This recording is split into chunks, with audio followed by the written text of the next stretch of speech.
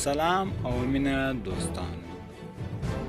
پخواني ولسمشر حمید کرزي څه ویلي دي دوستانو؟ د مطلب د وړاندې کېدو د مخه که چیرې زموږ د یوټیوب چینلونه یې سبسکرایب کړئ، زموږ د یوټیوب چینل د دغه رقم معلومات لپاره د سره سبسکرایب. پخواني ولسمشر حمید کرزي له اسپوتنیک خبري اجران سره د هیواد په وروستیو حالاتو مفصله مرکه کړې او ګډ حکومت یې د سولې پر سبوتاژ کولو تورن کړی دی. کرزي ویلي حکومت لویه جرګه د سولې د مخالفت په مخه رابللې وه او په وینا یې چې رښتیا هم دا جرګه د سولې لپاره وای. مهم وخت یې هغه و کله چې امریکا د لومړي ځل لپاره له طالبانو سره د خبرو لپاره خپل استازي قطر ته واستول. نوموړی زیاتوي دا چې د سولې خبرې یوې منځنۍ لارې ته رسېدلي په داسې یو حالت کې د لویې جرګې راویستل د سولې په مخ کې د خنډونو ایجادولو په معنا ده او له همدې امله یې پکې ګډون ونه کړ.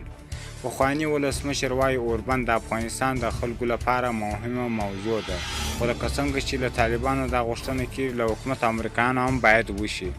طالبانو اوربند نه دی رد کړی. دا موضوع لږ بحث ته اړتیا لري ځکه دلته یو بل ښکیل لوري امریکا هم شته چې هغوی هره ورځ د طالب په نوم د ولسي هیوادوالو کورونه بمباروي.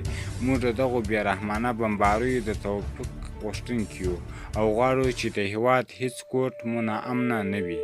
کرزي د ګډ حکومت د کاري دورې د تمدید په تړاو ویل چې که څه هم نوماندان د اشرف غني د واک پر تمدید نیوکه لري، خو په وینا یې چې دی یوازې دا غواړي چې دغه حکومت نور د چارواکو د عزل او تغییر واک نه لري او که د واک غځېدل هم غواړي باید د مهمو دولتي پوسټونو کې د اشخاصو له تغییر او تبدیل لاس واخلي چې دا چاره یې په خپله واکمنۍ کې هم عملي کړې وه.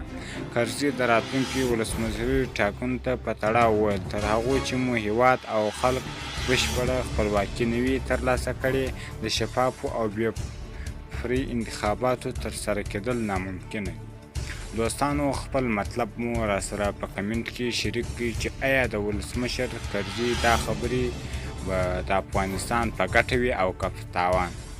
که چیرې دا ویډیو مو خوښه شوې دا ویډیو د سره لایک